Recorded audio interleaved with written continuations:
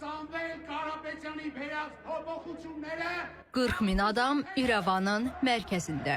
Ermənistanda parlament seçkiləri ərəfəsində müxalif qüvvələr hərəkətə keçib. Aksiyada güclü Ermənistan partiyasının tərəfdarları iştirak ediblər. Bu partiyaya Rusiyalı iş adamı Samvel Karapetyan rəhbərlik edir.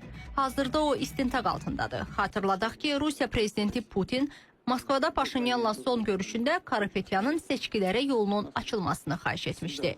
Putin Ermənistana ucuz qaz satıldığına və Rusiyada milyonlarla ermənilərin yaşadığına da incə eyham etmişdi. Son məlumatlara əsasən, Rusiyalı oliqarx parlament seçkilərində iştirak etmək üçün Rusiya və Kipr vətəndaşlığından imtina prosesinə başladığını açıqlayıb. İndiki halda Samvel Karapetyanın digər vətəndaşlıqlardan imtina etməsi və yalnız deməli Ermənistan vətəndaşı olması nəticə etibarilə onun seçkilərdə özünün pasiv seçki hüququnu həyata keçirməsinə imkan yarada bilər.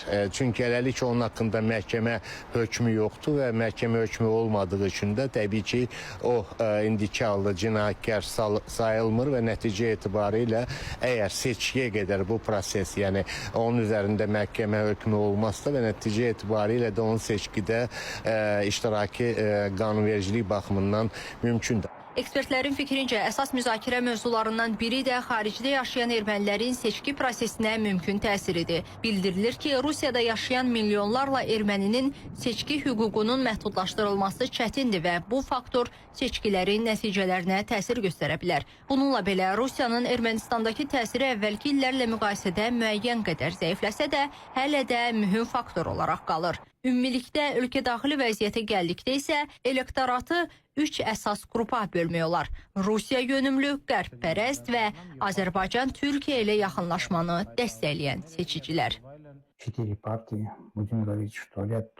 Bəzi qüvvələr koalisiya şəklində çıxış edəcək, amma real mübarizə aparacaq əsas partiyalar bunlardır. Vətəndaş sazişi, güclü Ermənistan, Qaqik Kusaryanın partiyası və keçmiş prezident Robert Koçaryanın partiyasıdır ki, o da Daşnaqstun ilə koalisiyada iştirak edir. Mənim fikrimcə, güclü Ermənistan Nikol Paşinyanın vətəndaş sazişi partiyası ilə ciddi rəqabət apara bilər. Amma buna baxmayaraq, parlament seçkilərində qalib gəlmə şansı daha çox Paşinyana məxsusdur.